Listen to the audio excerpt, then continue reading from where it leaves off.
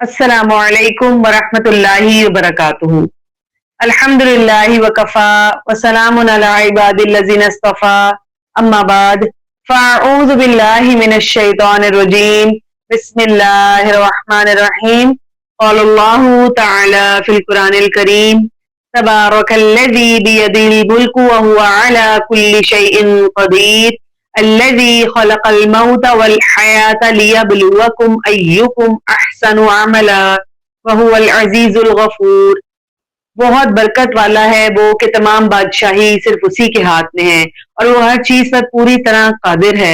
وہ جس نے موت اور زندگی کو پیدا کیا تاکہ تمہیں آزمائے کہ تم میں سے کون عمل میں زیادہ اچھا ہے، اور وہی سب پر غالب اور بے حد بخشنے والا ہے۔ آج ہمارا پارہ 29 سٹارٹ ہو رہا ہے۔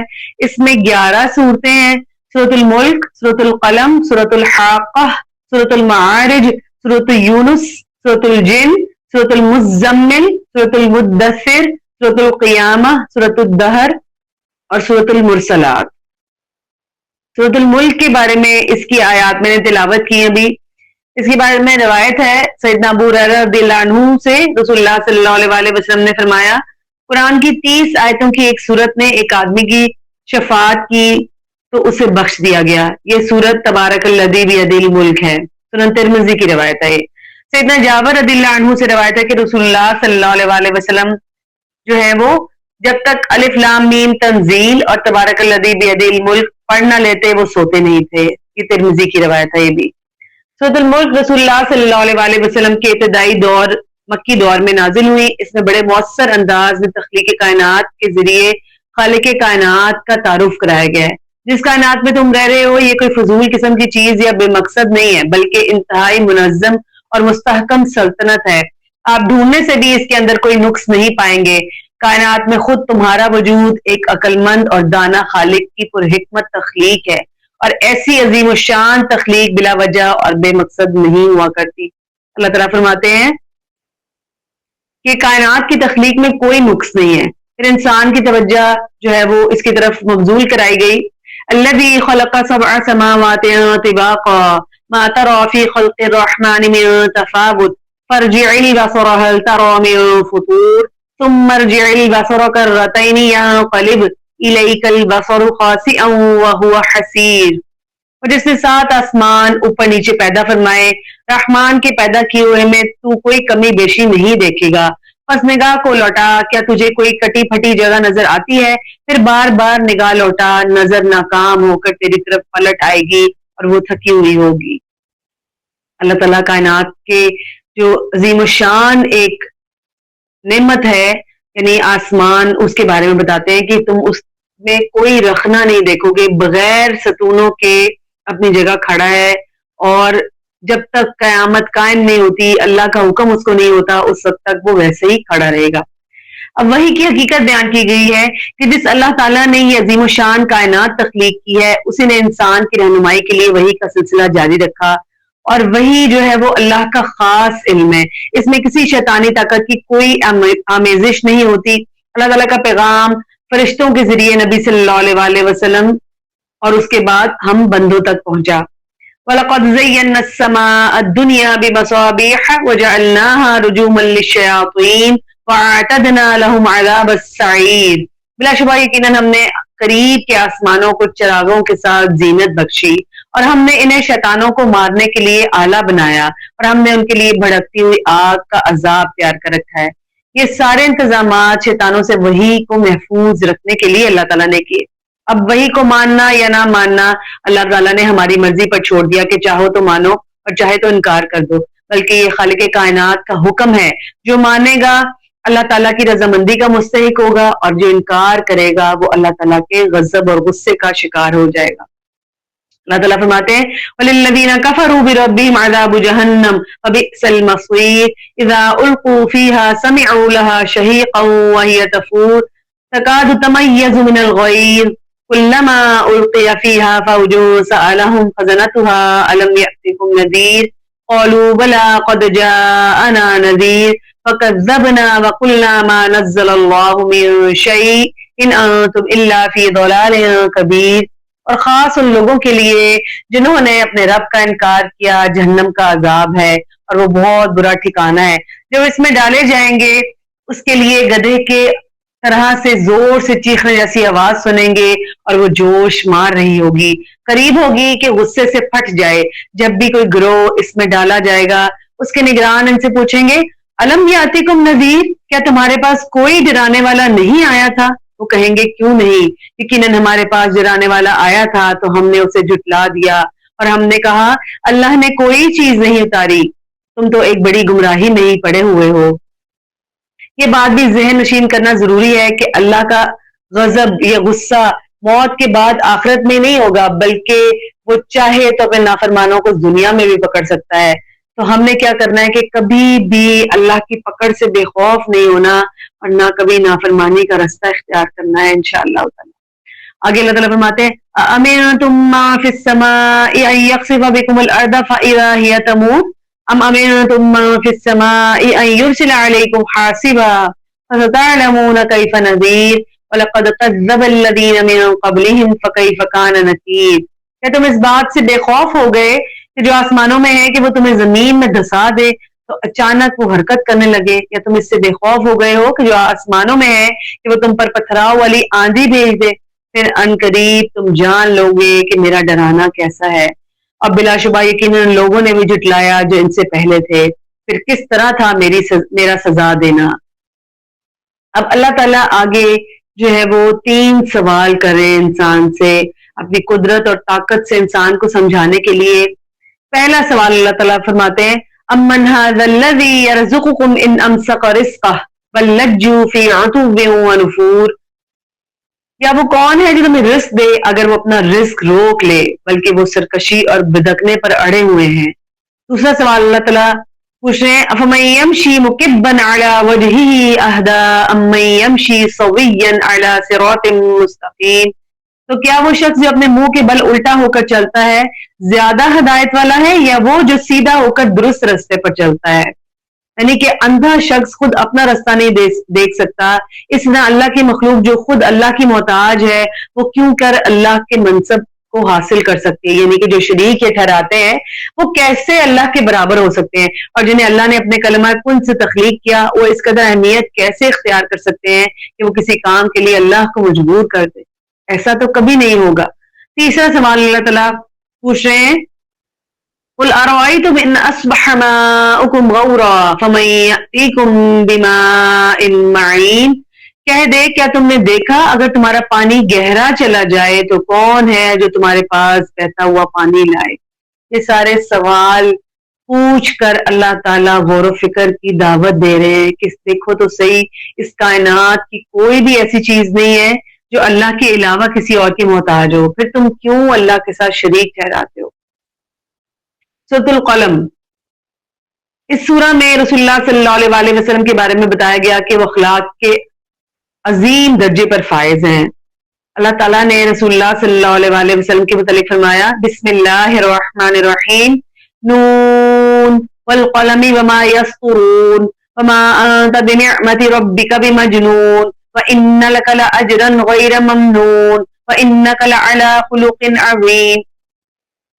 نون, قسم ہے قلم کی اور اس کی جو وہ لکھتے ہیں کہ تو اپنے رب کی نعمت سے ہرگز دیوانہ نہیں ہے, اور بے شک تیرے لیے ایسا اجر ہے جو کبھی منقطع ہونے والا نہیں, اور بلا شبہ یقیناً تو ایک بڑے خلق پر ہے.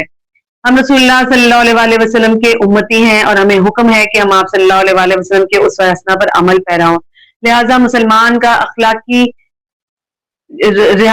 کا جو اخلاق ہے دنیا میں مثالی ہونا چاہیے, اور اسوہ حسنہ جو ہے رسول اللہ صلی اللہ علیہ وسلم کا مومن ایک آئینہ دار ہونا چاہیے جسے دیکھ کر لوگ اسلام کی حقانیت اور خوبصورتی کو جان لیں. اب اس سورہ میں ایک باغ کی تباہی کا قصہ بیان کیا گیا ہے. اللہ تعالیٰ بندوں کو مال و دولت اور انعامات دے کر بھی آزماتا ہے, اگر آدمی شکر کرے تو مزید دیتا ہے, اور اگر کفر کرے تو اللہ تعالیٰ اپنی نعمتیں واپس بھی لے لیتا ہے. سورۃ القلم میں اللہ تعالیٰ نے ایک باغ والوں کا قصہ بطور مثال پیش کیا کہ باغ کا مالک نیک آدمی تھا. جب بھی باغ تیار ہوتا, پھل کٹنے کا وقت آتا تو وہ پہلے غریبوں کا حق ان کو دیتا. جب وہ شخص فوت ہو گیا تو اس کے لڑکوں نے سوچا کہ ہمارا باپ تو بہت ہی ناسمجھ تھا جو ایسے ہی اپنا مال غریبوں میں لوٹا دیتا تھا. اب ہم کیا کریں گے، جیسے ہی باغ کے پھل توڑنے کا ٹائم آئے گا ہم منہ اندھیرے نکل جائیں گے اور پھل جو ہے وہ توڑ کر لے آئیں گے اور کسی غریب کو کانوں کان خبر نہیں ہوگی. لیکن اللہ کا اصول ہے کہ اس نے بیان کر دیا کہ اس کے اندر للسائل والمحروم کا حصہ ہے، اور اگر وہ نہیں نکالیں گے تو اللہ تعالیٰ خود اس کو جو ہے وہ کیا سلوک کرے گا انشاءاللہ تعالیٰ یہ دیکھتے ہیں. قرآن مجید نے یہ پورے الفاظ کا نقشہ، یہ پورے واقعے کا نقشہ ان الفاظ میں کھینچا ہے. انا بلوناہم کما بلونا اصحاب الجنہ اذ اقسموا لیسرمنها مصبحین ولا يستثنون فطاف عليها طائف من ربك وهم نائمون فاصبحت كالصريم فتنادوا مصبحين ان اغدوا على حرثكم ان كنتم صارمين. اب جو باغ والے ہیں ان کے بارے میں اللہ تعالیٰ فرماتے ہیں یقیناً ہم نے انہیں آزمایا ہے جیسے ہم نے باغ والوں کو آزمایا جب انہوں نے قسم کھائی کہ صبح ہوتے ہوتے اس کا پھل ضرور ہی توڑ لیں گے اور وہ کوئی استثناء نہیں کر رہے تھے. بس اس پر تیرے رب کی طرف سے اچانک عذاب پھر گیا جبکہ وہ سوئے ہوئے تھے تو صبح کو وہ باغ کٹی ہوئی کھیتی کی مانند ہو گیا. پھر انہوں نے صبح ہوتے ایک دوسرے کو آواز دی کہ صبح صبح اپنے کھیت پر جا پہنچو. چاچا وہ چل پڑے اور چپکے چپکے آپس میں باتیں کرتے جاتے تھے کہ آج تمہارے پاس کوئی مسکین نہ آنے پائے. وہ صبح سویرے پختہ ارادے کے ساتھ نکلے اور وہ سمجھ رہے تھے کہ وہ پھل توڑنے پر قادر ہیں. پس جب انہوں نے اسے دیکھا تو انہوں نے کہا بلا شبہ یقیناً ہم رستہ بھولے ہوئے ہیں بلکہ ہم بد نصیب ہیں. جب انہوں نے باغ کی حالت دیکھی جس کو اللہ تعالیٰ نے راتوں رات ان کی نیتوں کی وجہ سے اجاڑ دیا، ان میں سے بہتر نے کہا کیا میں نے تم سے نہ کہا تھا کہ تم تسبیح کیوں نہیں کرتے؟ انہوں نے کہا ہمارا رب پاک ہے، بلا شبہ ہم ہی ظالم تھے. پھر ان کا ایک دوسرے کی طرف متوجہ ہونا آپس میں ملامت کرتے ہوئے انہوں نے کہا ہائے ہماری ہلاکت، یقیناً ہم ہی حد سے بڑے ہوئے تھے. امید ہے کہ ہمارا رب ہمیں اس کے بدلے میں اس سے بہتر عطا فرمائے گا، یقیناً اب ہم اپنے رب کی طرف راغب ہونے والے ہیں. پورا باغ ان کی اس نیت کی وجہ سے جو خراب ہو گئی تھی اللہ تعالیٰ نے پورا ملیا میٹ کر دیا. آخر پر اللہ تعالیٰ فرماتے ہیں کذالک العذاب ولعذاب الآخرۃ اکبر لو کانوا یعلمون. اسی طرح ہوتا ہے عذاب اور یقیناً آخرت کا عذاب کہیں بڑا ہے کاش وہ جانتے ہوتے. اب تندرست لوگوں کے لیے جو ہے وہ اس تندرستی کے باوجود نماز نہ پڑھنے کا انجام اللہ تعالیٰ بتا رہے ہیں. قیامت کے دن محض زبانی کلامی حساب نہ لیا جائے گا بلکہ علل اعلان مظاہرہ کرایا جائے گا کہ کون دنیا میں عبادت کرتا تھا اور کون اس سے منحرف رہتا تھا. میدان حشر میں جب مالک کی کائنات تشریف لائے گا اور اپنی پنڈلی سے نور کے پردے ہٹائے گا پوری کائنات جگمگا اٹھے گی. مومن یہ منظر دیکھتے ہی سجدہ ریز ہو جائیں گے. وہ کیا منظر ہوگا کہ اللہ کو بن دیکھے سجدہ کرنے والے آج اپنے مالک کو اپنے سامنے دیکھتے ہوئے سجدہ کریں گے. اس دن کافر ایمان لے آئیں گے اور شک میں مبتلا یقین کر لیں گے. اپنے مالک کے سامنے سجدہ ریز ہونے کی کوشش کریں گے لیکن سجدہ نہ کر سکیں گے کیونکہ ان کی کمریں جو ہیں وہ تختوں کی طرح سیدھی کر دی جائیں گی اور ان کو منع کر دیا جائے گا. اللہ تعالیٰ فرماتے ہیں یوم یکشف عن ساق ویدعون الی السجود فلا یستطیعون خاشعۃ ابصارهم ترهقهم ذلہ وقد كانوا يدعون الی السجود وهم سالمون. جس دن پنڈلی کھول دی جائے گی اور وہ سجدے کی طرف بلائے جائیں گے تو وہ طاقت نہیں رکھیں گے، ان کی نگاہیں نیچی ہوں گی، ذلت انہیں گھیرے ہوئے ہوگی حالانکہ انہیں سجدے کی طرف بلایا جاتا تھا جبکہ وہ صحیح سالم تھے. جب ان کو کہا جاتا تھا سجدہ کرو تو اس وقت وہ سجدہ نہیں کرتے تھے. تو اب بھی ان سے یہ والی جو طاقت ہے سلب کر لی جائے گی. سورۃ الحاقہ، حاقہ قیامت کا ایک نام ہے، یعنی اس سورت کا نام قیامت کے نام پر رکھا گیا. اس کا اصل موضوع قیامت کا اثبات ہے. اس کے علاوہ جو قیامت کا انکار کرتے ہیں ان کے انجام سے آگاہ کرنا ہے. یہ سورت رسول اللہ صلی اللہ علیہ وسلم کے مکہ میں ابتدائی دور میں نازل ہوئی جب مخالفت شروع ہو چکی تھی لیکن ابھی اس میں شدت نہیں آئی تھی. اس سورت کے تمام الفاظ اور انداز میں اتنی شدت اور طاقت ہے کہ سمجھنے والا پڑھ لے اگر تو اس کو ایمان قبول کرنا چاہیے. کفار اور مشرکین کبھی بھی نبی کریم صلی اللہ علیہ وسلم کو کبھی شاعر کہتے، کبھی کاہن، کبھی کہتے اس نے قرآن مجید اپنی طرف سے بنا لیا ہے، کبھی کہتے کہ کسی دوسرے انسان نے اسے بنا کر دے دیا ہے، کبھی کہتے پریشان خواب اور خیالات ہیں، کبھی آپ کو دیوانہ اور کبھی آپ صلی اللہ علیہ وسلم کو نعوذ باللہ جادوگر قرار دیتے. اس لیے آپ صلی اللہ علیہ وسلم ان کی باتوں کو اہمیت نہیں دیتے تھے اللہ تعالیٰ نے سابقہ اقوام کا ذکر کر کے انہی کے حرکتوں کے بارے میں بتایا کہ وہ بھی ایسے ہی کیا کرتے تھے، اپنے انبیاء پر جادوگر ہونے کا الزام لگاتے، ان کی دعوت کو ماننے سے انکار کرتے، تب اللہ تعالیٰ نے ان کو تباہ کر دیا، اور اس صورت میں ان کا ذکر بھی آتا ہے۔ بسم اللہ الرحمن الرحیم، الحاقہ ملحاقہ وما ادراک ملحاقہ کذبت ثمود وعاد بالقارعہ فأما ثمود فأهلكوا بالطاغية وأما عاد فأهلكوا بريح صرصر عاتية سخرها عليهم 7 ليال و8 أيام حسوما فترى القوم فيها سرعا كأنهم أعجاز نخل خاوية فهل ترى لهم من باقية۔ وہ ہو کر رہنے والی کیا ہے، وہ ہو کر رہنے والی، اور تم کیا جانو کہ وہ ہو کر رہنے والی کیا ہے۔ سمود اور عاد نے اس کھٹکھٹانے والی قیامت کو جھٹلا دیا، تو جو سمود تھے وہ حد سے بڑی ہوئی آواز کے ساتھ ہلاک کر دیے گئے، اور جو عاد تھے وہ سخت ٹھنڈی تند آندھی کے ساتھ ہلاک ہوئے جو قابو سے باہر ہونے والی تھی۔ اس نے ان پر 7 راتیں اور 8 دن مسلسل اس کو چلائے رکھا۔ سو تو ان لوگوں میں اس طرح زمین پر گرے ہوئے دیکھے گا جیسے وہ کھجور کے گرے ہوئے تنے ہو، تو کیا تو ان کا کوئی باقی رہنے والا دیکھتا ہے؟ اب اللہ تعالیٰ سوال کر رہے ہیں۔ فرعون اور دوسری نافرمان اقوام کا اس کے علاوہ تذکرہ کرتے ہوئے اللہ تعالیٰ فرماتے ہیں وَجَاءَ فِرْعَوْنُ وَمَنْ قَبْلَهُ وَالْمُؤْتَفِكَاتُ بِالْخَاطِئَةِ فَعَصَوْا رَسُولَ رَبِّهِمْ فَأَخَذَهُمْ أَخْذَةً رَابِيَةً إِنَّا لَمَّا طَغَى الْمَاءُ حَمَلْنَاكُمْ فِي الْجَارِيَةِ لِنَجْعَلَهَا لَكُمْ تَذْكِرَةً وَتَعِيَهَا أُذُنٌ وَاعِيَةٌ۔ اور فرعون اور اس سے پہلے لوگوں نے اور الٹ جانے والی بستیوں نے گناہ کا ارتکاب کیا۔ قوم لوط کے بارے میں بات ہو گئی۔ بس انہوں نے اپنے رب کے رسول کی نافرمانی کی تو اس نے انہیں ایک سخت گرفت میں پکڑ لیا۔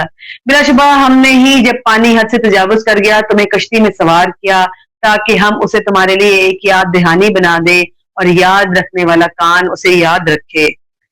ساری قوموں کا ذکر کر کے اللہ تعالیٰ اہل مکہ کو جو ہے وہ بتانا چاہ رہے ہیں کہ بہت زیادہ انہوں نے سرکشی کی تو ان کا انجام دیکھ لو، اب اگر تم بھی کرو گے تو تمہارا انجام بھی ایسا ہی ہوگا۔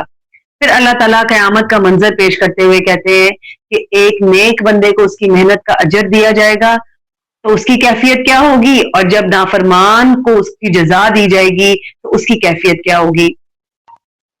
پہلے اللہ تعالیٰ ایک مومن بندے کا ذکر کرتے ہوئے فرماتے ہیں فَإِذَا نُفِخَ فِي الصُّورِ نَفْخَةً وَاحِدَةً وَحُمِلَتِ الْأَرْضُ وَالْجِبَالُ فَدُكَّتَا دَكَّةً وَاحِدَةً فَيَوْمَئِذٍ وَقَعَتِ الْوَاقِعَةُ وَانشَقَّتِ السَّمَاءُ فَهِيَ يَوْمَئِذٍ وَاهِيَةٌ وَالْمَلَكُ عَلَى أَرْجَائِهَا وَيَحْمِلُ عَرْشَ رَبِّكَ فَوْقَهُمْ يَوْمَئِذٍ ثَمَانِيَةٌ يَوْمَئِذٍ تُعْرَضُونَ لَا تَخْفَى مِنكُمْ خَافِيَةٌ فَأَمَّا مَنْ أُوتِيَ كِتَابَهُ بِيَمِينِهِ فَيَقُولُ هَاؤُمُ اقْرَءُوا كِتَابِيَهْ إِنِّي ظَنَنتُ أَنِّي مُلَاقٍ حِسَابِيَهْ فَهُوَ فِي عِيشَةٍ رَاضِيَةٍ فِي جَنَّةٍ عَالِيَةٍ قُطُوفُهَا دَانِيَةٌ كُلُوا وَاشْرَبُوا هَنِيئًا بِمَا أَسْلَفْتُمْ فِي الْأَيَّامِ الْخَالِيَةِ۔ بس جب سور میں پھونکا جائے گا ایک بار پھونکنا اور زمین اور پہاڑوں کو اٹھایا جائے گا، بس دونوں ٹکرا دیے جائیں گے ایک بار ٹکرا دینا، تو اس دن ہونے والی ہو جائے گی اور آسمان پھٹ جائے گا، بس وہ اس دن کمزور ہوگا اور فرشتے اس کے کناروں پر ہوں گے اور تیرے رب کا عرش اس دن 8 فرشتے اپنے اوپر اٹھائے ہوئے ہوں گے۔ اس دن تم پیش کیے جاؤ گے، تمہاری کوئی چیز چھپی ہوئی نہیں رہے گی۔ سو جسے اس کے اعمال نامہ اس کا دائیں ہاتھ میں دیا گیا تو وہ خوشی سے لوگوں کو دکھاتے ہوئے کہے گا لو پکڑو میرا اعمال نامہ پڑھ کر دیکھو، یقیناً میں نے سمجھ لیا تھا کہ بے شک میں اپنے حساب سے ملنے والا ہوں۔ بس وہ ایک خوشی والی زندگی میں ہوگا، ایک بلند جنت میں جس کے میوے قریب ہوں گے، کھاؤ اور پیو مزے سے ان اعمال کے عوض جو تم نے گزرے ہوئے دنوں میں آگے بھیجے۔ یہ تھا انجام ہوگا انشاءاللہ تعالی جو نیک لوگ ہوں گے۔ اب بدکار لوگوں کا جو انجام اللہ تعالیٰ نے اس کی بھی منظر کشی کی ہے۔ وَأَمَّا مَنْ أُوتِيَ كِتَابَهُ بِشِمَالِهِ فَيَقُولُ يَا لَيْتَنِي لَمْ أُوتَ كِتَابِيَهْ وَلَمْ أَدْرِ مَا حِسَابِيَهْ يَا لَيْتَهَا كَانَتِ الْقَاضِيَةَ مَا أَغْنَى عَنِّي مَالِيَهْ هلك عني سلطانيه خذوه فغلوه ثم الجحيم صلوه ثم في سلسلة ذرعها 70 ذراعا فاسلكوه إنه كان لا يؤمن بالله العظيم ولا يحض على طعام المسكين فليس له اليوم هاهنا حميم ولا طعام إلا من غسلين لا يأكله إلا الخاطئون. اور جس کو اس کا اعمال نامہ اس کے بائیں ہاتھ میں دیا گیا تو وہ کہے گا اے کاش مجھے میرا اعمال نامہ نہ دیا جاتا اور میں نہ جانتا میرا حساب کیا ہے. اے کاش کہ وہ موت کام تمام کر دینے والی ہوتی. میرا مال میرے کسی کام نہ آیا, میری حکومت مجھ سے برباد ہو گئی. کہا جائے گا اسے پکڑو, بس اسے توق پہنا دو, پھر اسے بھڑکتی ہوئی آگ میں جھونک دو, پھر ایک زنجیر میں جس کی پیمائش 70 ہاتھ ہے پس اسے داخل کر دو. بلا شبہ وہ بہت عظمت والے اللہ پر ایمان نہیں رکھتا تھا اور نہ مسکین کو کھانا کھلانے کی ترغیب دیتا تھا. سو آج یہاں نہ اس کا کوئی دوست ہے نہ ولی, اور نہ اس کے لیے زخموں کے دھون کے سوا کوئی کھانا ہے جسے گناہ گاروں کے سوا کوئی نہیں کھاتا. اللہم لا جعلنا منہم, اے اللہ ہمیں لوگوں میں شامل نہ فرمانا. ہمارے گناہ بہت زیادہ ہیں اللہ تعالیٰ, لیکن ہم تیری رحمت کے امیدوار ہیں اللہ, تیری رحمت کے طلبگار ہیں. تو ہمیں بخش دینا, تو ہمیں معاف کر دینا. ہم تیرے عذاب کی, تیرے آگ کی تاب نہیں لا سکیں گے.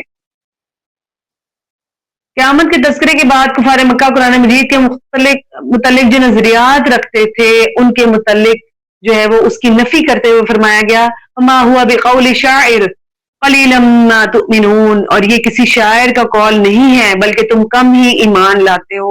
اللہ تعالیٰ ہمیں ان لوگوں میں شامل فرمانا. اللہم اجعلنا منہم, اللہ تعالیٰ ان لوگوں میں جن پر تیری جو ہے وہ جنتیں اور نہریں جن کے لیے جاری ہوں گی. اللہ تعالیٰ ہم سب سے راضی ہو جانا, ہمیں معاف فرما دینا. آگے اللہ تعالیٰ کہہ رہے ہیں کہ وہ جو ہے وہ بے قول شاعر نہیں تھے, ولا بقول کاہن قلیلا ما تذکرون, اور نہ وہ کسی کاہن کا قول ہے, تم بہت کم نصیحت پکڑتے ہو. تنزیل من رب العالمین, یہ جہانوں کے رب کی طرف سے اتارا ہوا ہے. ساری جو باتیں رسول اللہ صلی اللہ علیہ وسلم کو کاہن, جادوگر, جھوٹا, کذاب, نعوذ باللہ اور بہت کچھ کہتے تھے, تو اللہ تعالیٰ نے تمام چیزوں کا رد فرما کے بتایا ہے کہ وہ جو قرآن ان کے پاس ہے وہ تنزیل من رب العالمین ہے, نازل اللہ تعالیٰ نے اس کو آہستگی کے ساتھ آہستہ آہستہ کر کے نازل فرمایا رب العالمین کی طرف سے ہے. سورۃ المعارج, اس صورت میں ان کفار کو تنبیہ اور نصیحت ہے جو قیامت, آخرت, جنت اور جہنم کی خبروں کا مذاق اڑاتے تھے اور رسول اللہ صلی اللہ علیہ وسلم کو چیلنج کرتے تھے کہ اگر آپ صلی اللہ علیہ وسلم سچ کہتے ہیں کہ آپ صلی اللہ علیہ وسلم نافرمانوں پر جو ہے وہ عذاب آئے گا تو ہم آپ کے منکر ہیں, وہ عذاب ہم پر لے آئے جس سے آپ ہمیں ڈراتے ہیں. تو اس کے جواب میں یہ صورت نازل کی گئی. قیامت کو رد کرنے کی طاقت کوئی بھی نہیں رکھتا. اللہ تعالیٰ فرما رہے ہیں بسم اللہ الرحمن الرحیم, سأل سائل بعذاب واقع للکافرین لیس له دافع من اللہ ذی المعارج تعرج الملائکۃ والروح الیہ فی یوم کان مقدارہ 50,000 سنہ فاصبر صبرا جمیلا انہم یرونہ بعیدا ونراہ قریبا. ایک سوال کرنے والے نے اس عذاب کے متعلق سوال کیا جو واقع ہونے والا ہے. کافروں پر اسے کوئی ہٹانے والا نہیں, اللہ کی طرف سے جو سیڑھیوں والا ہے. فرشتے اور روح اس کی طرف چڑھتے ہیں. وہ عذاب ایک ایسے دن میں ہوگا جس کا اندازہ 50,000 سال ہے. بس تو صبر کر, بہت اچھا صبر, بے شک وہ اسے دور خیال کر رہے ہیں اور ہم اسے قریب دیکھ رہے ہیں. یہ اللہ تعالیٰ رسول اللہ صلی اللہ علیہ وسلم کو تسلی بھی دے رہے ہیں.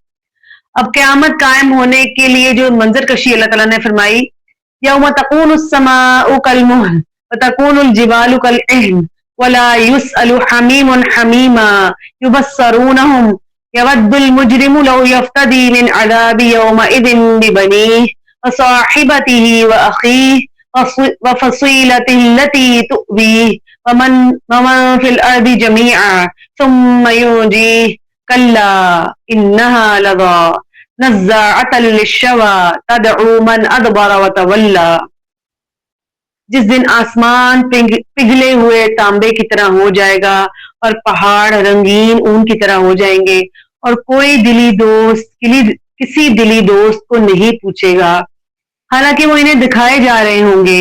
مجرم چاہے گا کاش کہ اس دن کے عذاب سے بچنے کے لیے فدیے میں دے دے اپنے بیٹوں کو، اپنی بیوی اور اپنے بھائی کو اور اپنے خاندان کو جو اسے جگہ دیا کرتا تھا، اور ان تمام لوگوں کو جو زمین میں ہیں، پھر اپنے آپ کو بچا لے۔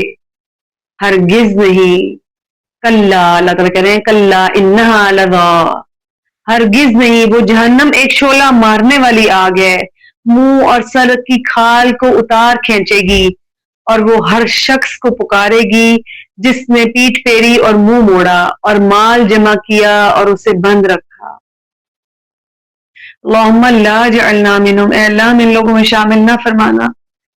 اب جنت میں جانے والے لوگوں کی اللہ تعالیٰ صفات بیان کر رہے ہیں کہ قیامت کی سختیوں سے کون بچے گا جس میں یہ خوبیاں ہوں گی۔ الذین هم علی صلاتهم دائمون والذین فی اموالہم حق معلوم للسائل والمحروم والذین یصدقون بیوم الدین والذین هم من عذاب ربهم مشفقون ان عذاب ربهم غیر مأمون والذین هم لفروجهم حافظون إلا على أزواجهم أو ما ملكت أيمانهم فإنهم غير ملومين فمن ابتغى وراء ذلك فأولئك هم العادون والذين هم لأماناتهم وعهدهم راعون والذين هم بشهاداتهم قائمون والذين هم على صلاتهم يحافظون أولئك في جنات مكرمون۔ وہ جو اپنی نمازوں پر ہمیشگی کرنے والے ہیں اور وہ جن کے مالوں میں ایک مقرر حصہ ہے سوال کرنے والوں کے لیے اور اس کے لیے جسے نہیں دیا جاتا، اور وہ جو جزا کے دن کو سچا مانتے ہیں، اور وہ جو اپنے رب کے عذاب سے ڈرنے والے ہیں، یقیناً ان کے رب کا عذاب ایسا ہے جس سے بے خوف نہیں ہوا جا سکتا، اور وہ جو اپنی شرمگاہوں کی حفاظت کرتے ہیں مگر اپنی بیویوں یا اپنی لونڈیوں پر انہیں کوئی ملامت نہیں، پھر جو ان کے علاوہ کوئی رستہ ڈھونڈے تو وہی حد سے گزرنے والے ہیں، اور وہ لوگ اپنی امانتوں اور اپنے عہد کا لحاظ رکھنے والے ہیں، اور وہ جو اپنی گواہی پر قائم رہنے والے ہیں، اور وہ جو اپنی نمازوں کی حفاظت کرتے ہیں، یہی لوگ جنتوں میں عزت دیے جانے والے ہیں۔ اللہم جعلنا منہم، اللہ ہمیں ان لوگوں میں شامل فرما لینا۔ سورہ نوح، اس سورت کا نام نوح علیہ السلام کے نام پر رکھا گیا۔ نوح علیہ السلام جو ہیں وہ اللہ کے پہلے رسولوں میں سے ہیں۔ قیامت کے دن لوگ سیدنا نوح علیہ السلام کے پاس تشریف لائیں گے اور کہیں گے اے نوح علیہ السلام، آپ رسولوں میں سے پہلے رسول ہیں جنہیں زمین والوں کی طرف بھیجا گیا تھا۔ دنیا میں سب سے زیادہ عرصہ تک تبلیغ کرتے رہے، 950 سال جو ہے وہ اللہ کے نبی نوح علیہ السلام نے تبلیغ کی۔ قوم نے بڑی شدت سے مخالفت کی، پھر اسی قوم پر سب سے پہلے دنیا میں عذاب نازل ہوا۔ نوح علیہ السلام کی دعوت اور اس کے بعد قرآن پاک میں اس کا جو تذکرہ ہوا، بسم اللہ الرحمن الرحیم، انا ارسلنا نوحا الى قومه ان انذر قومك من قبل ان يأتيهم عذاب علیم قال یا قوم انی لکم نذیر مبین ان اعبدوا اللہ واتقوه واطیعون یغفر لکم من ذنوبکم ویؤخرکم الى اجل مسمى ان اجل اللہ اذا جاء لا یؤخر لو کنتم تعلمون۔ بے شک ہم نے نوح کو علیہ السلام کو اس کی قوم کی طرف بھیجا کہ اپنی قوم کو ڈرا اس سے پہلے کہ ان پر ایک دردناک عذاب آ جائے۔ اس نے کہا اے میری قوم، بلا شبہ میں تمہیں کھلم کھلا ڈرانے والا ہوں کہ اللہ کی عبادت کرو اور اس سے ڈرو اور میرا کہنا مانو۔ وہ تمہیں تمہارے گناہ معاف کر دے گا اور ایک مقررہ وقت تک تمہیں مہلت دے گا، لیکن اللہ کا مقرر کردہ وقت جب آ جائے تو مؤخر نہیں کیا جاتا، کاش تم جانتے ہوتے۔ لیکن قوم نے جواب دیتے ہوئے کہا قال نوح رب انهم عصوني واتبعوا من لم يزده ماله وولده الا خسارا ومكروا مكرا كبارا وقالوا لا تذرن آلهتكم ولا تذرن ودا ولا سواعا ولا يغوث ولا يعوق ونسرا وقد اضلوا كثيرا ولا تزد الظالمين الا ضلالا۔ نوح نے کہا اے میرے رب، بے شک انہوں نے میری بات نہیں مانی اور اس کے پیچھے چل پڑے جس کے مال اور اولاد نے خسارے کے سوا ان کو کسی چیز میں زیادہ نہیں کیا، اور انہوں نے خفیہ تدبیر کی بہت بڑی خفیہ تدبیر. اور انہوں نے کہا تم ہرگز اپنے معبودوں کو نہ چھوڑنا، اور نہ کبھی ود کو چھوڑنا، نہ سواع کو، نہ یغوث کو، نہ یعوق کو، اور نہ نصر کو. بلا شبہ انہوں نے بہت سے لوگوں کو گمراہ کر دیا، اور تو ان ظالموں کو گمراہی کے سوا کسی چیز میں نہ بڑھا. اب یہ سارے ان کے نیک لوگ، کہا جاتا ہے کہ ان کے نیک لوگوں کے یہ بت تھے جو انہوں نے بنائے تھے. جب وہ نیک لوگ دنیا سے چلے گئے تو انہوں نے، شیطان نے ان کو ورگلایا اور انہوں نے ان کے بت بنا لیے. نوح علیہ السلام نے اللہ کی حضور شکوہ کرتے ہوئے عرض کیا، قال رب انی دعوت قومی لیلا ونہارا فلم یزدہم دعائی الا فرارا وانی کلما دعوتہم لتغفر لہم جعلوا اصابعہم فی آذانہم واستغشوا ثیابہم وَأَسَرُّوا وَاسْتَكْبَرُوا اسْتِكْبَارًا ثُمَّ إِنِّي دَعَوْتُهُمْ جِهَارًا ثُمَّ إِنِّي أَعْلَنْتُ لَهُمْ وَأَسْرَرْتُ لَهُمْ إِسْرَارًا. اس نے کہا ہے میرے رب، بلا شبہ میں نے اپنی قوم کو رات اور دن بلایا، تو میرے بلانے میں دور بھاگنے کے سوا ان کو کسی چیز میں زیادہ نہیں کیا. اور بے شک میں نے جب بھی انہیں دعوت دی تاکہ تو انہیں معاف کرے، انہوں نے اپنی انگلیاں اپنے کانوں میں ڈال لی اور اپنے کپڑے اوڑھ لیے اور اڑ گئے اور تکبر کیا، بڑا تکبر کرنا. بے شک میں نے انہیں بلند آواز سے دعوت دی، پھر بے شک میں نے انہیں کھلم کھلا دعوت دی، اور میں نے انہیں چھپا کر ہر حال میں دعوت دی. جب نوح علیہ السلام تھک گئے دعوت دے دے کر، 950 سال، 950 سال نوح علیہ السلام نے جب ان کو دعوت دی تو قوم نہیں مان رہی تھی، تو انہوں نے اللہ سے شکایت کر دی. تو اللہ تعالیٰ نے اس قوم پر پانی کا عذاب بھیجا اور ایمان لانے والوں کو کشتی کے ذریعے بچا لیا، باقی سب کو فنا کر دیا. اس صورت میں دو چیزیں خاص بیان ہوئی ہیں، ایک تو استغفار کے فضائل اور دوسرا دنیا میں بت پرستی کی ابتدا اور تاریخ یہاں سے شروع ہوئی. استغفار کی فضیلت جو ہے وہ بیان کی گئی. اللہ تعالیٰ فرماتے ہیں فَقُلْتُ اسْتَغْفِرُوا رَبَّكُمْ إِنَّهُ كَانَ غَفَّارًا يُرْسِلِ السَّمَاءَ عَلَيْكُمْ مِدْرَارًا وَيُمْدِدْكُمْ بِأَمْوَالٍ وَبَنِينَ وَيَجْعَلْ لَكُمْ جَنَّاتٍ وَيَجْعَلْ لَكُمْ أَنْهَارًا مَا لَكُمْ لَا تَرْجُونَ لِلَّهِ وَقَارًا. تو میں نے کہا اپنے رب سے معافی مانگ لو، یقیناً وہ ہمیشہ سے بہت معاف کرنے والا ہے. جب ہم استغفار پڑھیں گے تو اس کی برکتیں بتائی جا رہی ہیں. وہ تم پر بہت برستی ہوئی بارش اتارے گا، اور وہ مالوں اور بیٹوں کے ساتھ تمہاری مدد کرے گا، اور تمہیں باغات عطا کرے گا، اور تمہارے لیے نہریں جاری کر دے گا. تمہیں کیا ہے کہ تم اللہ کی عظمت سے نہیں ڈرتے. اب آپ دیکھیں کہ استغفار کرنے سے اللہ تعالیٰ کتنے مہربان ہوتے ہیں. اپنی غلطیوں کو اللہ کے آگے رکھ دیں، ڈھیر لگا دیں، اور جائے نماز پہ بیٹھ جائیں اور اللہ تعالیٰ سے خوب رو رو کے مانگے کہ اللہ تعالیٰ بہت غلطیاں ہو گئی ہیں. استغفار کرنا ہے سچے دل سے، اور اللہ تعالیٰ سے یہ کہنا ہے کہ اللہ تعالیٰ آئندہ انشاءاللہ تعالیٰ ہم نہیں کریں گے. استغفار جو ہے وہ اللہ تعالیٰ کے قریب کرتا ہے انسان کو. سیدنا ابو ہریرہ رضی اللہ عنہ سے روایت ہے کہ میں نے رسول اللہ صلی اللہ علیہ وسلم کو فرماتے ہوئے سنا، اللہ کی قسم میں دن میں 70 سے زیادہ مرتبہ اللہ تعالیٰ سے توبہ اور استغفار کرتا ہوں. صحیح بخاری کی روایت ہے. اور صحیح مسلم کی ایک اور روایت میں ہے کہ آپ صلی اللہ علیہ وسلم نے فرمایا، اے لوگو اللہ تعالیٰ سے سچی توبہ کرو، بے شک میں دن میں اللہ تعالیٰ سے 100 مرتبہ توبہ کرتا ہوں. صحیح مسلم کی روایت ہے. توبہ اور استغفار کرنے سے کھیتی اور باغات میں برکت ہوتی ہے، باران رحمت نازل ہوتی ہے، مالوں میں برکت اور صالح اولاد یعنی بیٹے کا حصول بھی اسی سے ممکن ہے، بہت زیادہ استغفار کرنے سے. بت پرستی کا آغاز اور اولیاء اور قبروں جو قبر پرستی کا آغاز ہوا وہ اسی قوم سے. نوح علیہ السلام کی دعوت کے مقابلے میں قوم کے سرداروں نے اپنی قوم سے کہا فَقَالُوا لَا تَذَرُنَّ آلِهَتَكُمْ وَلَا تَذَرُنَّ وَدًّا وَلَا سُوَاعًا وَلَا يَغُوثَ وَيَعُوقَ وَنَسْرًا. انہوں نے کہا تم ہرگز اپنے معبودوں کو نہ چھوڑنا، اور نہ کبھی ود کو چھوڑنا، نہ سواع کو، نہ یغوث، نہ یعوق اور نہ نصر کو. سیدنا عبداللہ بن عباس فرماتے ہیں جو بت نوح علیہ السلام کی قوم میں پوجے جاتے تھے بعد میں انہی کی عربوں کے ہاں عبادت ہونے لگی. چنانچہ ود دومت الجندل میں بنو کلب کا بت تھا، سواع بنو ذیل کا، اور یغوث مراد قبیلے کی شاخ بنو غطیف کا بت تھا جو وادی جرم میں قوم سبا کے پاس رہتے تھے.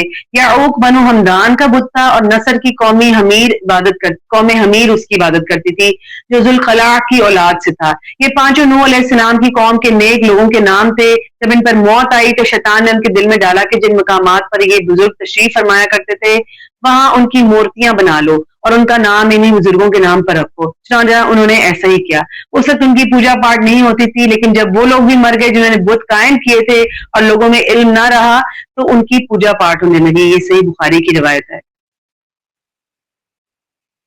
اس سے معلوم ہوا کہ دنیا میں بت پرستی کا آغاز نوح علیہ السلام کی قوم سے ہوا. ابتداً اولیاء کی قبروں کی پوجا کی جاتی تھی، جو بعد میں آہستہ آہستہ بت پرستی میں بدل گئی. آج ہمارے یہاں بھی یہی کچھ ہوتا ہے. اللہ تعالیٰ ہی ہماری قوم کو سمجھ دے سکتا ہے. سورۃ الجن، جنوں کا محمد صلی اللہ علیہ وسلم پر ایمان لانا اور پھر بعد میں اپنی قوم میں جا کر جو ہے وہ اس کی تبلیغ کرنا.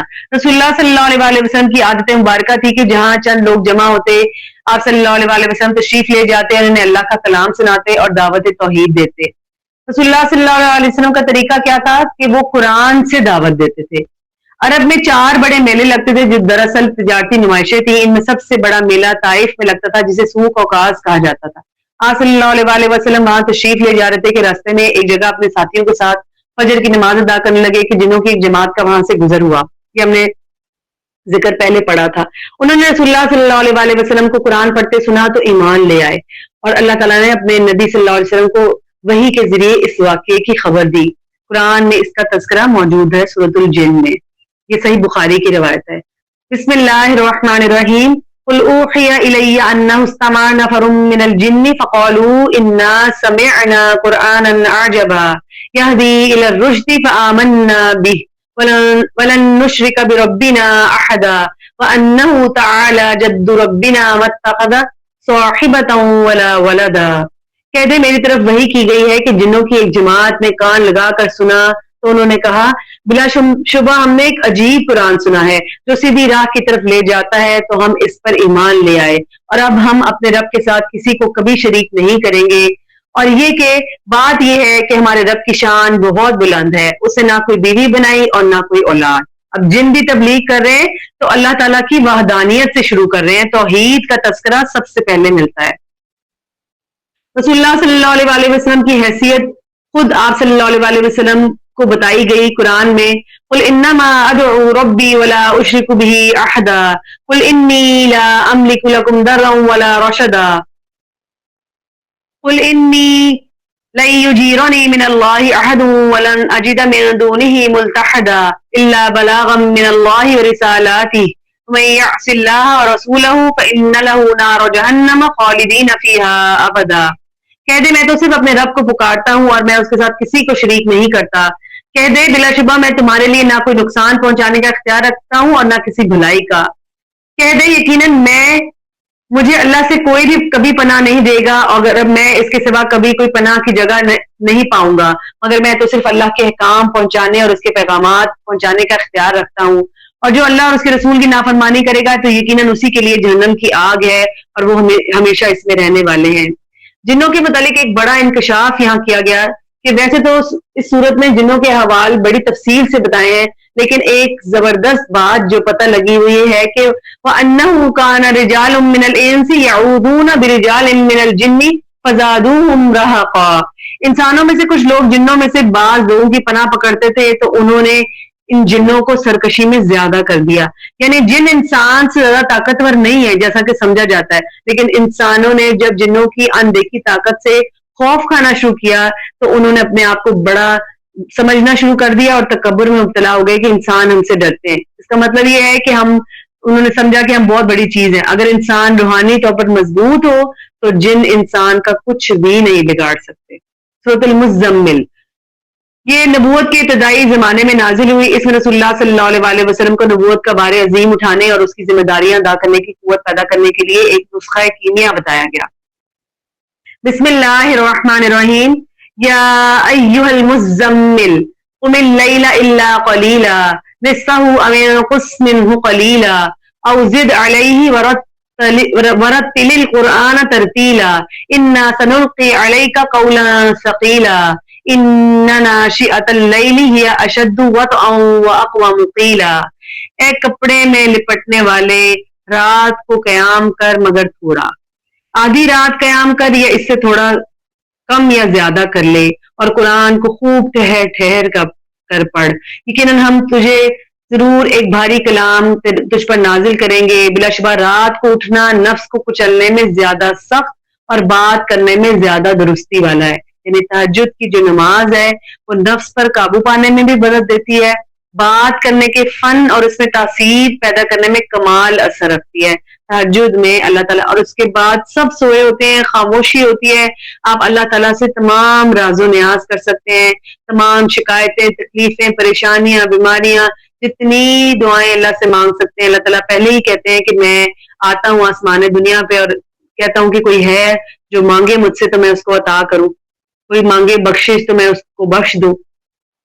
پہلے رسول اللہ صلی اللہ علیہ وسلم کو آدھی رات کے قریب جو ہے وہ تہجد پڑھنے کا حکم دیا گیا، پھر عام لوگوں کا خیال رکھتے ہوئے فرمایا گیا علم سیکون منکم مرضى وآخرون يضربون في الأرض يبتغون من فضل الله وآخرون يقاتلون في سبيل الله فاقرؤوا ما تيسر منه. اسے معلوم ہوا کہ تم میں سے کچھ بیمار ہوں گے، کچھ دوسرے زمین میں سفر کریں گے، اللہ کا فضل تلاش کریں گے، اور کچھ دوسرے اللہ کی راہ میں لڑیں گے، بس قرآن میں سے جو میسر ہو پڑھ لیجئے.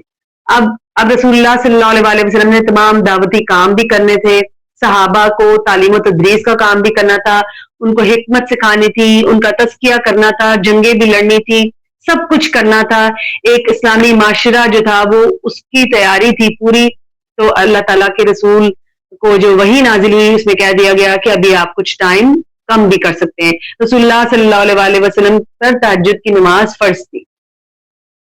اب سورۃ المدثر ہے.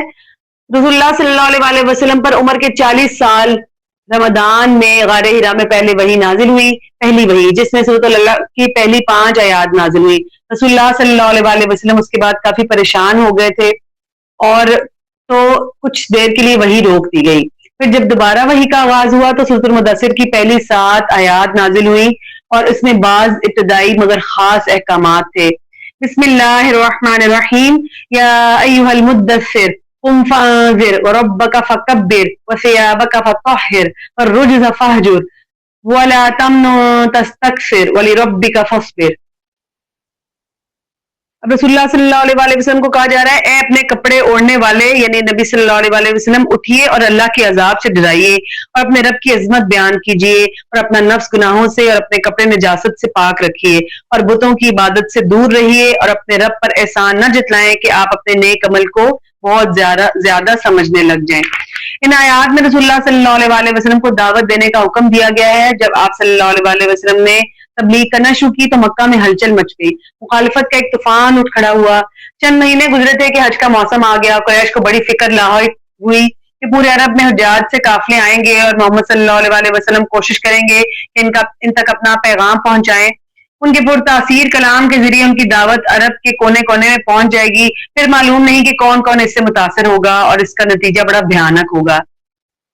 لہٰذا قریش نے حجاج کو محمد صلی اللہ علیہ وسلم سے دور رکھنے کا پلان بنایا، ایک کانفرنس بلائی اور جس میں طے یہ پایا کہ حجاج کو رسول اللہ صلی اللہ علیہ وسلم سے دور رکھنے کے لیے ان کے خلاف پروپیگنڈا کیا جائے. مگر سوال یہ تھا کہ لوگ آپ صلی اللہ علیہ وسلم کے بارے میں لوگوں کو کیا بتایا جائے جس پر وہ یقین بھی کر لیں.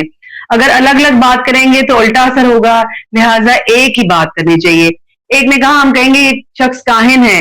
ولید بن مغیرہ جو مشہور صحابی حضرت خالد بن ولید رضی اللہ عنہ کا والد تھا، مکہ کا بڑا سردار تھا، کہنے لگا محمد صلی اللہ علیہ وسلم میں کاہنوں والی کوئی بات نہیں. دوسرے نے کہا ہم کہیں گے محمد مجنون ہے، نعوذ باللہ صلی اللہ علیہ وسلم. ولید کہنے لگا اس میں مجنون والی کوئی بات نہیں، محمد صلی اللہ علیہ وسلم کے بارے میں ہماری یہ بات کون مانے گا. تیسرے شخص نے کہا ہم کہیں گے محمد شاعر ہے صلی اللہ علیہ وسلم.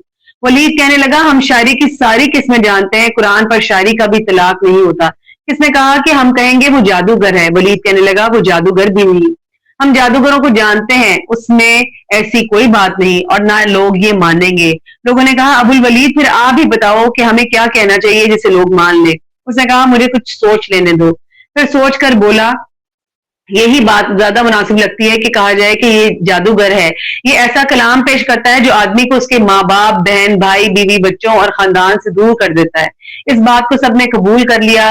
حجاج آئے تو قریش نے ایک ایک فرد تک آپ صلی اللہ علیہ وسلم کا پیغام پہنچا دیا کہ یہ جادوگر ہیں، ان سے بچ کے رہنا. اس پر اللہ تعالیٰ نے ولید بن مغیرہ کے متعلق فرمایا ذرني ومن خلقت وحيدا وجعلت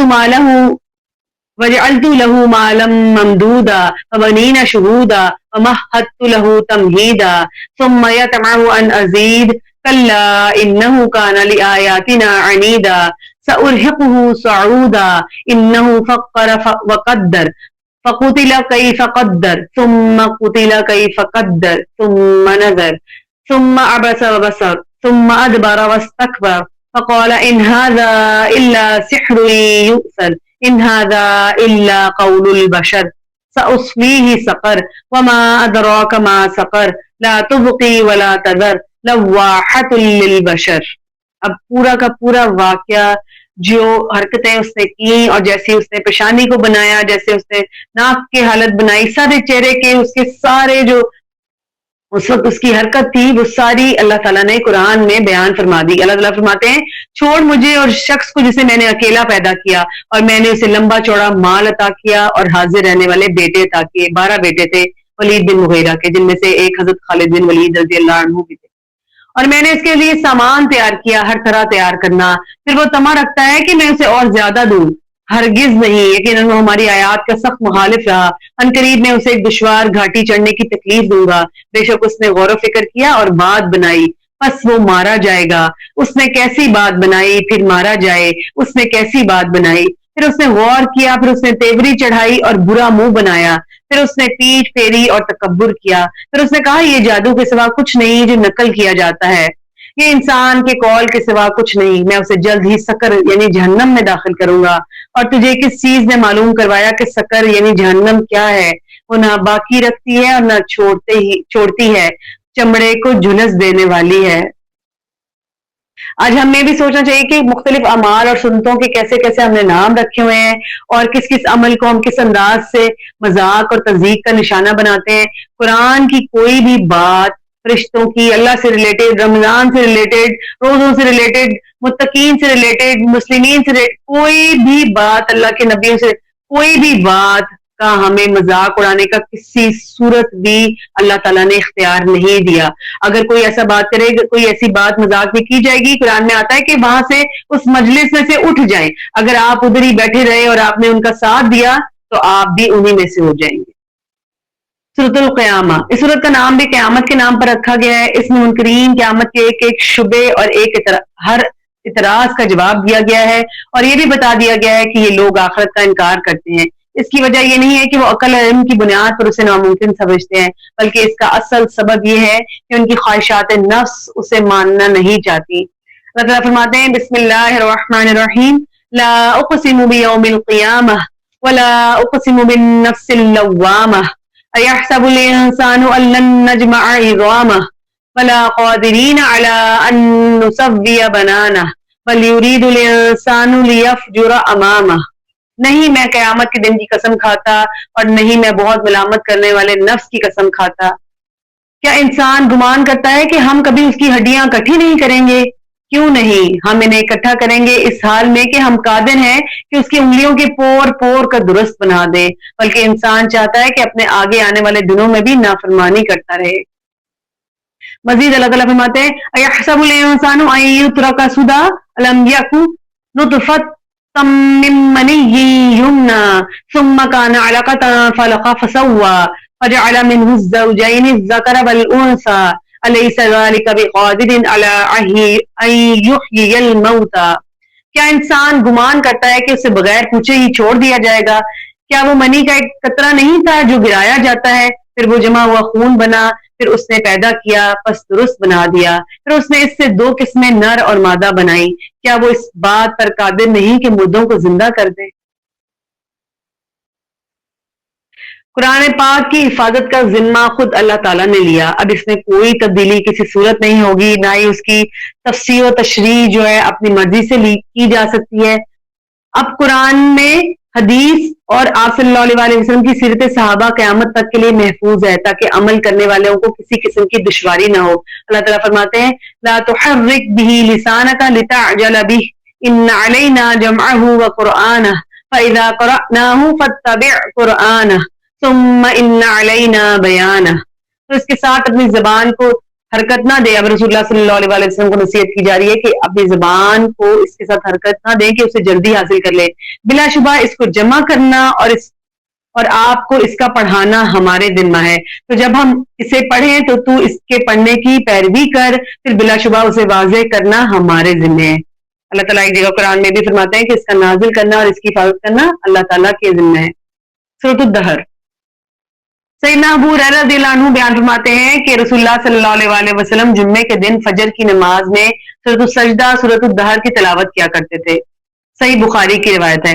اس سورت کا موضوع شکر اور کفر ہے, یعنی شکر کرنے والوں کا انجام کیا ہوگا اور ناشکری کی راہ پر چلنے والے کس انجام سے دوچار ہوں گے. بسم اللہ الرحمن الرحیم. هل اتى على الانسان حين من الدهر لم يكن شيئا مذكورا انا خلقنا الانسان من نطفة امشاج نبتليه فجعلناه سميعا بصيرا انا هديناه السبيل اما شاكرا واما كفورا انا اعتدنا للكافرين سلاسل واغلالا وسعيرا ان الابرار يشربون من كأس كان مزاجها كافورا. کیا انسان پر زمانے میں سے کوئی ایسا وقت گزرا کہ وہ کوئی ایسی چیز نہیں تھا جس کا کہیں ذکر ہوا ہو؟ بلا شبہ ہم نے انسان کو ایک ملے جلے قطرے سے پیدا کیا, ہم اسے آزماتے ہیں تو ہم نے اسے خوب سننے والا, خوب دیکھنے والا بنا دیا. بلا شبہ ہم نے اسے رستہ دکھایا, خواہ وہ شکر کرنے والا بنے اور خواہ نہ شکرا. یقیناً ہم نے کافروں کے لیے زنجیریں اور توق اور بھڑکتی ہوئی آگ تیار کی ہے. بلا شبہ نیک لوگ ایسے جام پئیں گے جس میں کافور ملا ہوا ہوگا. اب اللہ تعالیٰ شکر گزاروں کی جو علامات ہے وہ بیان کرتے ہوئے کہتے ہیں کہ شکر گزاری محض زبان سے اعلان کرنے کا نام نہیں ہے, بلکہ یا صرف محض کہہ دینا شکر الحمدللہ, بلکہ اعمال سے شکر ظاہر ہوتا ہے. اللہ تعالیٰ نے اعمال کا تذکرہ کیا جن سے شکر گزاری کا جو ہے مفہوم سامنے آتا ہے, واضح ہوتا ہے. یوفون بالنذر ویخافون یوما کان شرہ مستطیرا یطعمون الطعام علی حبہ مسکینا ویتیما واسیرا انما نطعم لوجہ اللہ لا نريد منكم جزاء ولا شكورا إنا نخاف من ربنا يوما عبوسا قمطريرا فوقاهم الله شر ذلك اليوم ولقاهم نضرة وسرورا. جو اپنی نظر پوری کرتے ہیں اور اس دن سے ڈرتے ہیں جس کی مصیبت بہت زیادہ پھیلی ہوئی ہوگی, اور وہ کھانا کھلاتے ہیں اس کی محبت پر مسکین اور یتیم اور قیدی کو, اور کہتے ہیں ہم تو صرف اللہ کے چہرے کی خاطر تمہیں کھلاتے ہیں, نہ تم سے کوئی بدلہ چاہتے ہیں اور نہ شکریہ. یقیناً ہم اپنے رب سے اس دن سے ڈرتے ہیں جو بہت منہ بنانے والا ہے, سخت تیوری چڑھانے والا ہوگا. بس اللہ نے انہیں اس دن کی مصیبت سے بچا لیا اور انہیں انوکھی تازگی اور خوشی عطا کی جائے گی. سورۃ المرسلات. سورۃ المرسلات کا مضمون بھی آخرت کا اس بات اور انکار کرنے والوں کو تنبیہ کرنا ہے. اہل مکہ کہتے تھے کہ اگر تم سچے نبی ہو تو قیامت برپا کر کے دکھاؤ. اس کے جواب میں اللہ تعالیٰ فرماتے ہیں بسم اللہ الرحمن الرحیم. المرسلات عرفا والعاصفات عصفا والناشرات نشرا فالفارقات فرقا فالملقيات ذکرا عذرا او نذرا انما توعدون لواقع فاذا النجوم طمست فاذا السماء فرجت. اللہ تعالیٰ فرماتے ہیں اللہ تعالیٰ نے پہ در پہ چلنے والی ہواؤں کی قسم کھائی ہے جو گھوڑے کی گردنوں کے بالوں کی طرح آتی ہیں, اور سخت تیز چلنے والی ہواؤں کی قسم کھائی ہے, اور ان ہواؤں کی قسم کھائی ہے جو بارش کو پھیلاتی ہیں, اور ان فرشتوں کی قسم کھائی ہے جو حق اور باطل کے درمیان فرق کرنے والے احکام لے کر اترتے ہیں. پھر ان فرشتوں کی قسم کھائی ہے جو وحی لے کر اترتے ہیں, اور وحی لے کر اترتے ہیں تاکہ اللہ کی طرف سے لوگوں پر حجت قائم ہو جائے اور ان کا کوئی عذر باقی نہ رہے اور لوگوں کو اللہ کے عذاب سے ڈرایا جائے. پھر آگے اللہ تعالیٰ فرماتے ہیں پس جب ستارے مٹا دیے جائیں گے اور جب آسمان کھولا جائے گا اور جب پہاڑ اڑا دیے جائیں گے اور جب وہ وقت آئے گا جو رسولوں کے لیے مقرر کیا گیا. لِأَيِّ يَوْمٍ أُجِّلَتْ لِيَوْمِ الْفَصْلِ وَمَا أَدْرَاكَ مَا يَوْمُ الْفَصْلِ وَيْلٌ يَوْمَئِذٍ لِّلْمُكَذِّبِينَ. اور یہ سب چیزیں کس دن کے لیے مؤخر کی گئی ہیں؟ فیصلے کے دن کے لیے. اور تجھے کیا معلوم کہ فیصلے کا دن کیا ہے؟ اس دن کو جھٹلانے والوں کے لیے بڑی ہلاکت ہے. یعنی قیامت کا مطلب اس کائنات کی تباہی ہے. تو اتنی بڑی کائنات کو کسی دیوانے اور پاگل کے مطالبے پر تو ختم نہیں کیا جا سکتا. اس صورت میں بار بار کہا گیا وَيْلٌ يَوْمَئِذٍ لِّلْمُكَذِّبِينَ، اس دن کو جھٹلانے والوں کے لیے بڑی ہلاکت ہے۔ یہ جس میں کائنات کے اندر پھیلی ہوئی نشانیاں، جنت و جہنم کا تذکرہ بھی ذکر کیا گیا۔ نیک اعمال کرنے والے جنت میں جائیں گے اور انہیں جنت کی نعمتیں ملیں گی، اور برے اعمال کرنے والے، انبیاء اور رسول کی تکذیب کرنے والے اور قیامت اور جہنم کا انکار کرنے والے دوزخ میں جائیں گے اور انہیں سخت سزا ملے گی۔ سورۃ المرسلات کے آخر پر اللہ تعالیٰ فرماتے ہیں فَبِأَيِّ حَدِيثٍ بَعْدَهُ يُؤْمِنُونَ، پھر اس قرآن کے بعد وہ کس بات پر ایمان لائیں گے؟ فَبِأَيِّ حَدِيثٍ، حدیث بات، جو بھی کوئی بات ہوتی ہے اس کو کہا جاتا ہے۔ معلوم ہوا کہ قرآن مجید کے اسماء میں سے ایک نام حدیث بھی ہے، اور نبی صلی اللہ علیہ وسلم کے فرامین کا نام بھی حدیث ہی ہے۔ اس لیے قرآن و حدیث پر چلنے والے لوگ ہی اہل حدیث اور اہل سنہ والجماعت ہیں۔ الحمدللہ رب العالمین، سبحانک اللہم بحمدک، نشہد ان لا الہ الا انت، نستغفرک ونتوب الیک۔ اللہ تعالیٰ جو آج ہم نے پڑھا، پڑھایا، سنایا، اس کو اپنی بارگاہ میں قبول و منظور فرما لیجئے۔ اللہ تعالیٰ کوئی غلطی ہو گئی ہو، زیر زبر پیش کی، کوئی بتانے میں، پڑھانے میں، سمجھانے میں، اللہ تعالیٰ اس سے درگزر فرمائیے۔ اللہم اغفر لنا وللمؤمنین والمؤمنات والمسلمین والمسلمات الاحیاء منہم والاموات، اللهم اغفر لنا وللمؤمنين والمؤمنات والمسلمين والمسلمات وألف بين قلوبهم واصلح ذات بينهم وانصرهم على عدوك وعدوهم، اللهم لعن الكفرة الذين يصدون عن سبيلك ويكذبون رسلك ويقاتلون أولياءك، اللهم خالف بين كلمتهم وزلزل أقدامهم وانزل بهم بأسك الذي لا ترده عن القوم المجرمين۔